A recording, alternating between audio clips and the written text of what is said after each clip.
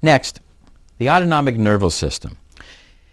There's two basic parts of our central nervous system. One, we have the motor and sensory, which we are using to move and to sense things. But there's another called the autonomic nervous system.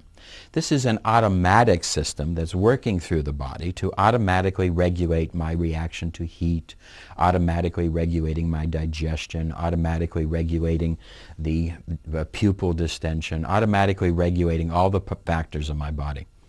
Inside the autonomic nervous system, we have two halves. One is the sympathetic or active nervous system keyed by adrenaline. This is known as our fight or flight system.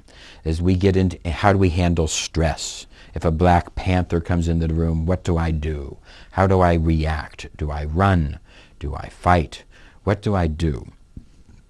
That type of stress will produce a dilation in the pupils, a rising of the hair in my back, an increase in the heart flow, a decrease in my digestion. The other half of the autonomic nervous system is known as the parasympathetic. And the parasympathetic has as its key hormone acetylcholine.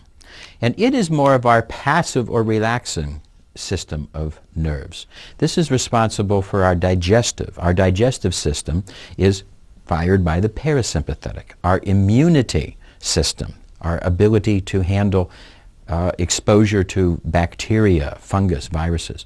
Our immunity is the parasympathetic system. The sympathetic system or stress and the parasympathetic system are balanced in the body, in the healthy body. In the unhealthy body, we get an imbalance, either too much parasympathetic or, as in 80% of the diseases in America, North America, in the world today, we see an imbalance of the sympathetic nervous system, where there's too much stress, too much sympathetic nerves, too much of a blockage of nutrition, too much of a blockage of immunity, and creating a problem of this, too much stress. So we have a problem that we need to work with. In working with all disease, the key of knowing disease is knowing the autonomic nervous system. This is so vitally important.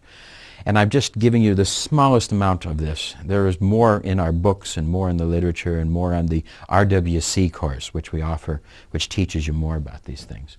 But understanding the abilities of the body, how it reacts between sympathetic and parasympathetic nerves, is the key part of really knowing about the body, knowing how to relax and when to relax. It is so important that we give ourselves 30 minutes of relaxation after every meal so that we can allow the digestive process to work to its best advantage. This is very important. We need to know that we need to have a good sympathetic system, but we also need to know how to develop a good parasympathetic system and how to balance ourselves. And this is a key factor in our health care.